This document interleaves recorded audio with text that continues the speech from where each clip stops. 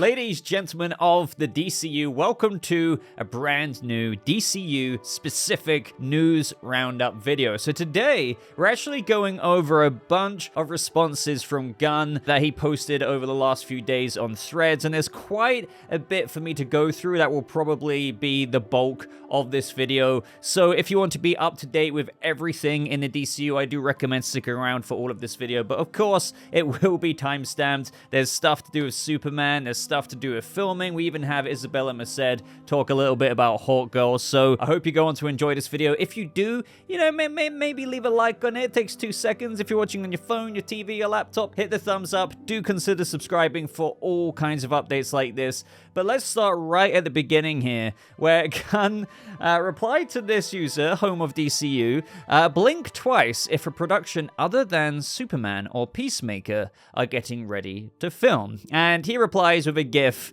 of lots of blinking. I can't, how do you recreate that? I can't. Either way, the question is, or, well, the answer that we get out of this right away is that there is another production that is getting ready to film, and it makes the most sense that this would be Supergirl, Woman of Tomorrow. I mean, after all, we know that the screenplay's been done since, like, what, November of last year? They cast Millie Alcock. It looks like Craig Gillespie is directing it. So, yeah, it looks like Supergirl, Woman of Tomorrow has been very much so fast-tracked as per what Gunn teased a while back as well. Some projects have shifted forward, some projects have shifted back a little bit. I would love for this to be Lanterns or just kind of any major update on Lanterns, but hey, I'm very hyped for Supergirl.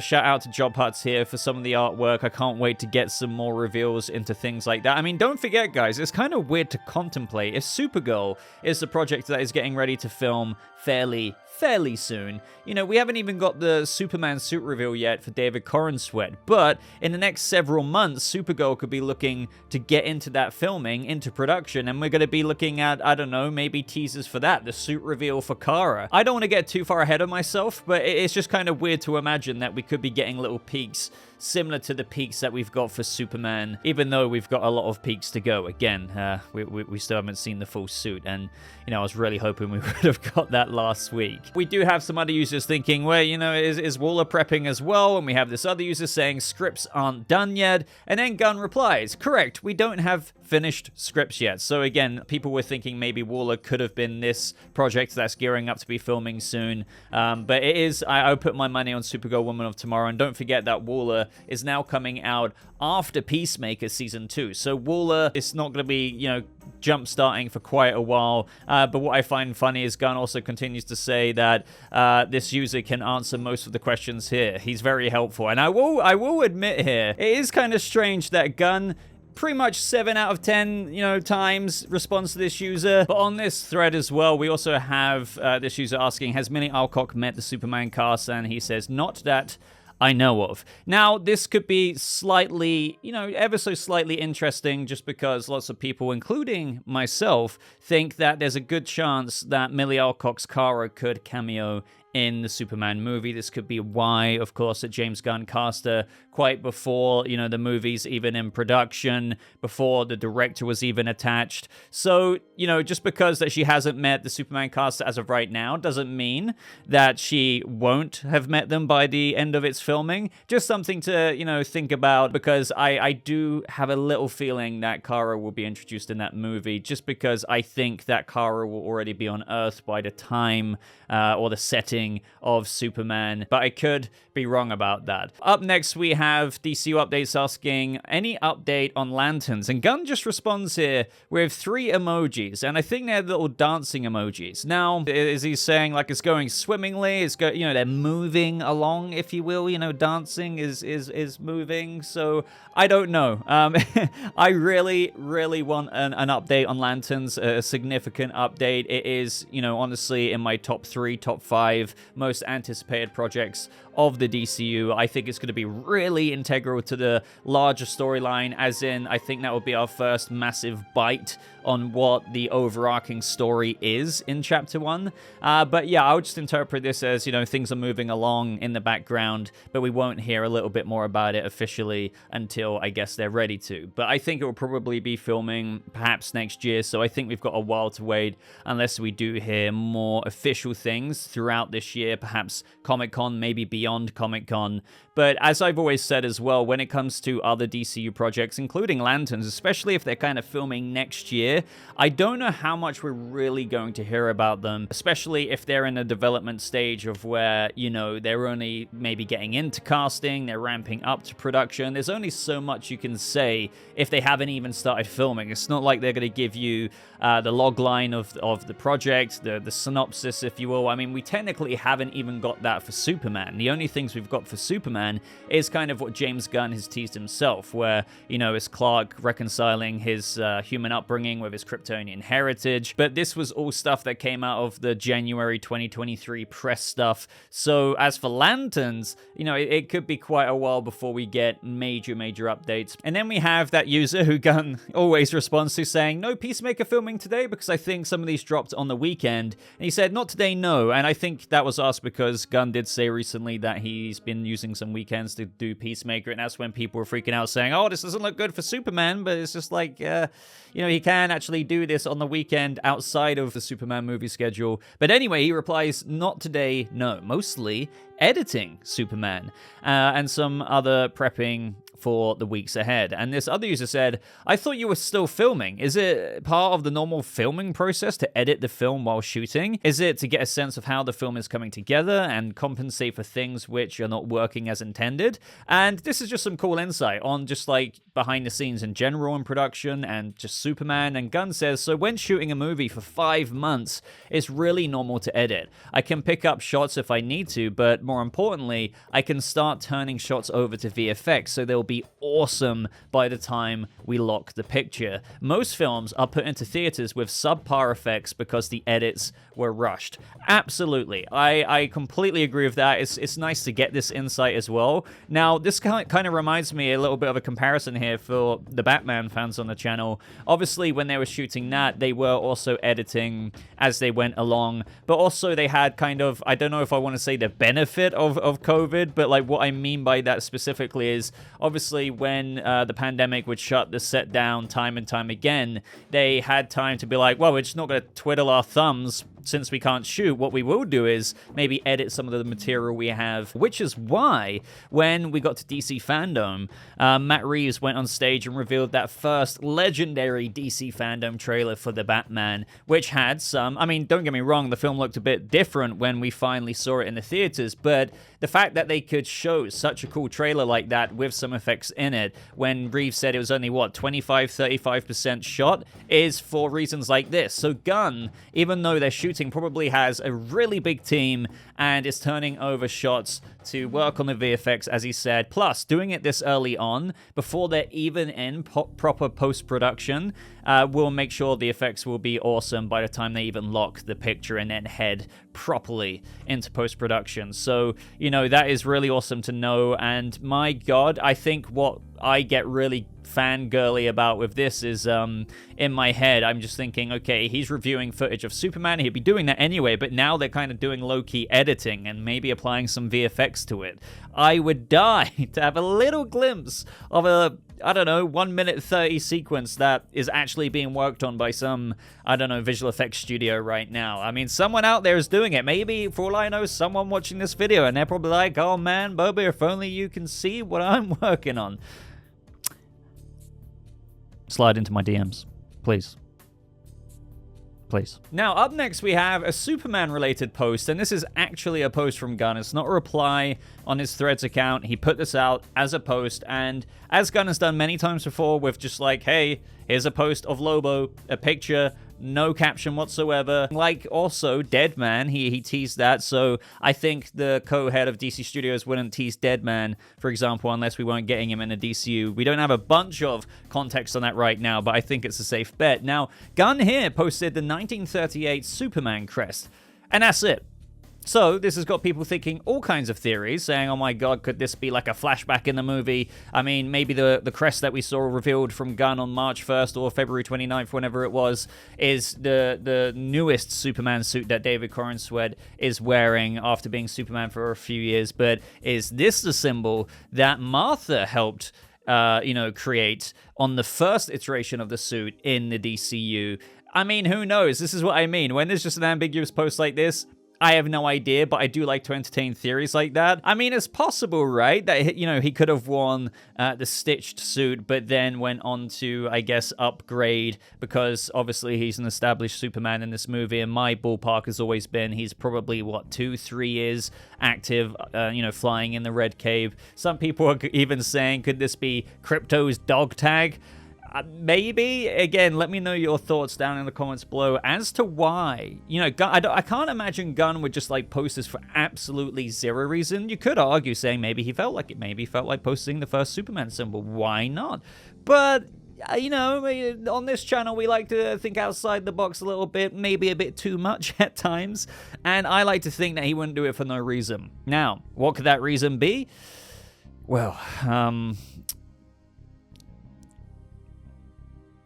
I don't know. But this is now also begging the question, especially since we didn't get the suit reveal like some of us thought we would on the anniversary of Superman last week. When is the suit even getting revealed? So I honestly, you know, before thinking that April 18th could have been the actual suit reveal date, which would have been a nice date to do it, but instead we got that picture, which ultimately led to everyone questioning David Corenswet's eyebrows, which was quite funny to talk about in my video, because I had a few comments saying, Boba, are you really analyzing the eyebrows? I did it because everyone out there is doing it. So if I didn't address it, trust me, everyone would have been like, Boba, why didn't you talk about this? It could have meant this. It could have meant the clone. I don't know.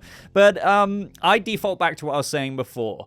Quite a while ago, when we were talking about the actual Kryptonian crest reveal from Gunn, I was pointing more towards, honestly, we might be waiting quite a while in terms of the grand scheme of things in the shooting dates of Superman, in where we might not get the suit reveal until June or July, because they're filming in Ohio between June 15th and July 30th in Cleveland. So that's the thing. They're not all shooting days, as DC Film News says here, but I remember bringing up these posts, and, you know, I thought maybe they're just going to be shooting on sound stages for quite a while. We had Natalie Safran tease and reply to somebody saying, when they were asking when's the suit going to get revealed, she was like, you know, not for a minute, but soon enough. That could be like, you know, a couple of months, give or take. That would take us to June's shooting through to July. So it could honestly be that long until we see it. I could be wrong. That could be when they're actually filming some outdoor scenes with David Corenswet in the suit, so it's unavoidable. But until then, Gunn will probably keep it under wraps, right? So I think that makes sense. I mean, I hope I'm wrong about that. It'd be awesome to get it. I don't know. Knowing my luck by the time I upload this video. But if not, we could be waiting until next month or the month after that. But I would like to think maybe sometime in June before they actually finish filming in July. And you may be thinking, wait, what, they finish filming in July? Well, that is actually a new piece of info that we have here from the YouTube channel Be More Super. They did an interview with Justin Howe, the lead stunt double for Superman, and I recommend watching their video on their YouTube channel because he gets asked about what's it like to work with David Corenswet, and Justin just, you know, talks about how he's so down to earth, he embodies the character, he's such a lovely guy. It's just awesome to hear things like that. But he also gets asked, when do you finish filming, or when are you shooting up until? And he said he thinks it wraps filming in July, which makes sense. You know, as I said, a lot of comic book movies, or even just most movies out there, shoot for around like 3 to 5 months. Well, Superman officially started filming on February 29th, so you got all of March, April, May, June, July. So basically a block of 5 months of filming. That sounds spot on for this kind of film. Probably how big it's going to be, the first DCU movie that we're getting. So again, filming all the way into July, 5 months of filming, suit reveal somewhere between now and I guess towards the end of July, hoping for June, and also hoping for another casting, maybe another couple of castings, because we've still got Steve Lombard, who's in the Daily Planet, and also, you know, with the recent Jonathan and Martha Kent videos that I did, go check them out if you haven't seen them already. I'm wondering about Jor-El, because, you know, I kind of think in this setting for Superman, you know, if he's an established Superman, as Gunn says, and again, maybe perhaps 2 or 3 years in, you would have to think that the Fortress of Solitude is already established, and thus Jor-El has already been communicating with Kal-El. But it could maybe, just maybe, be one of those castings where we don't find out about it until, like, not necessarily the movie itself, but it just turns out that they've had a Jor-El under wraps for a long time, but it could still get out just like how Jonathan and Martha Kent did from the wrap that we spoke about last week. So if you have any fan casting choices for Jor-El, let me know. But I personally, I've been saying this for a while as well, I think it would be kind of cool and a little bit of a change to have Jor-El be, believe it or not, in his mid to late 30s. And I say that because, you know, the Jor-Els we've had in the past have been quite an older Jor-El, but I'm thinking it would be kind of poetic in a sense, or reflective of how Jor-El, when he had Kal-El on Krypton and right before he sent him away to Earth, he could have been a dad in his 30s, you know, in his mid to late 30s, let's say 38. And that's not really an unusual thing to imagine, is it? You know, why can't Jor-El be 38? And I think it's quite cool for the movie because, you know, Clark interacting with Jor-El in the fortress without actually interacting with the real Jor-El, seeing his father look similar to the age that David Corenswet's Clark is, I think is a kind of cool thing that hasn't really been done before, and it kind of also makes it seem sad that, you know, Superman is looking at his dad who is, you know, who passed away, and, you know, he can kind of almost walk in his shoes just a little bit because, you know, they look the same rather than it being like an old wise man looking kind of role. But let me know if you completely disagree with me, but I absolutely don't see any reason why Jor-El can't be younger in this film. And, you know, it just makes sense that he could have been a dad. You know, Kryptonian physiology is different anyway. If he looks in his 30s, it doesn't mean that he's not older on Krypton. But, you know, my point being, I think that'd be really cool. So I wonder if that could happen. And then up next, we have this user asks Gunn, is it true that David auditioned for Adam Warlock? And if so, can we expect the same type of VFX of Adam's flying incorporated into Superman? And Gunn said, I asked him about it, and he said he did. So I believe him, but I don't remember it. And no, what we're doing now for flying is much more complex than what was done for Adam Warlock. So that is really intriguing. You know, Gunn is saying Superman's flying, you know, in terms of the way they approach it, the rig and everything like that is going to be a lot more complex than what they did on Guardians of the Galaxy for Adam Warlock, which, you know, I think sounds really cool. I think, you know, with Gunn teasing that the Metropolis that he's making is an aesthetic that's never existed before, I feel like he's going basically balls to the wall with everything. Maybe Superman, I mean, Superman flying will still be reminiscent of Superman flying in most iterations we've seen, but, you know, I'd like to think that he's striving for that same potential aesthetic that has never been seen before, even with Superman flying perspectives that could really make that look so awesome on screen. And then we have an update on Creature Commandos. Any news about Creature Commandos and the animation side? And Gunn replies, animatics and all recording done, waiting on the first animated cuts. And honestly, I wouldn't be surprised, as I've said before, if we had a preview of this at Comic-Con this year. I mean, I'm hoping so. Maybe the first episode or something like that. It'd be a really good, like, mini buzz for the release of Creature Commandos that is most likely happening in the fall of this year. And then we have a Snyder-related question to Gunn, which seemed to create a bit of buzz as well. So did you see Zack Snyder is excited about the DCU? So yeah, with all the Rebel Moon press, obviously Zack Snyder would have been asked about the DCU, and he said that he's excited for it, among a few other things. And Gunn said, I didn't, but I knew it already because he's texted me. He's been incredibly supportive throughout this process, which is always interesting to see because, you know, as a result, you can imagine the discourse is created online because, you know, you've got a lot of people hating on the DCU, you know, not obviously all Snyder fans, because as I always say, I'm a Snyder fan, maybe you're a fan of some of Snyder's DCEU movies, but there's a certain part of that fan base who goes very hard into things. But it's always interesting when Snyder himself shows support to James Gunn and the DCU. As Gunn says here, he's been incredibly supportive. So, yeah, I don't want to dive into this one too deeply. And by the way, has anyone seen Rebel Moon Part 2? I haven't seen it yet. Maybe got to watch it tonight, but yeah, I'm looking at Rotten Tomatoes, and my God, it's not just the critics, even the audience is a bit like, eh.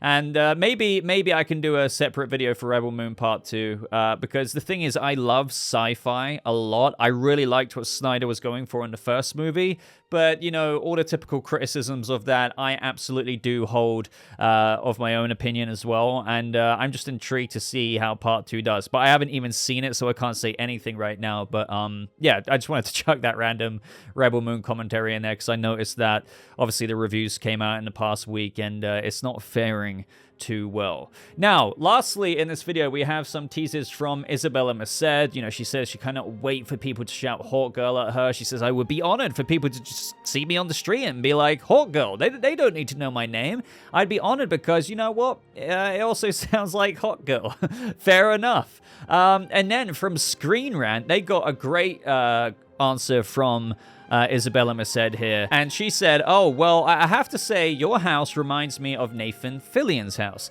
He has a Superman doormat, and he has a doorbell that actually plays the theme of Superman entering his Fortress of Solitude. That is amazing. So, you know, Nathan Fillion is a legend anyway. Obviously, Firefly. I mean, I remember growing up playing Halo 3 ODST, and he was Bucky in that, which, you know, I could geek out about that stuff forever, but I love how behind the scenes, he's literally got a Superman doormat, and if you press his doorbell, the theme from Superman entering the fortress plays. I mean, no wonder he's in the Superman movie. It plays the theme when you walk into the house, and I'm really excited to work with him. He's a great Green Lantern casting choice, and Eddie Gathegi is amazing as well as Mr. Terrific. We're actually going this Sunday, I think, to film the first stuff. And then Andy Burkhart, who was conducting this interview for Screen Rant, said, in the suit, I am hoping.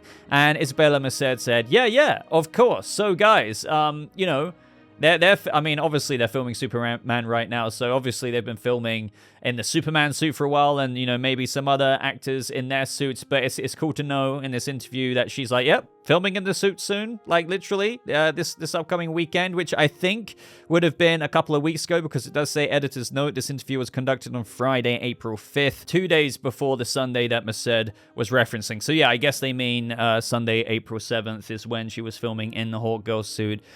So I really can't wait to see that. I mean, I featured the artwork that Jobhutz has done of Isabella Merced's Hawkgirl suit, and, you know, it seems that she's most likely playing Kendra as well. So, you know, I'm really excited to see, you know, because that's another thing we need to remember, guys. Not only do we need the Superman suit reveal, but again, what's James Gunn's iteration of Guy Gardner gonna look like? What does that suit look like? What does the Green Lantern ring look like? The visual effects on it. Does he have the freaking bowl cut? What does Kendra Hawkgirl look like? What does Eddie Gathegi's Mr. Terrific, Metamorpho, all good things like that? We've got a lot of things to look forward to in the future. Beyond just other updates, there's all kinds of things like that, which I think, you know, if I had a single photo, I could make a whole 30-minute video off of, I don't know, Eddie Gathegi's Mr. Terrific suit reveal. So, man, the future is bright. Coming up past the summer, obviously we would have had the Superman suit reveal by then, but then getting into the back half of this year,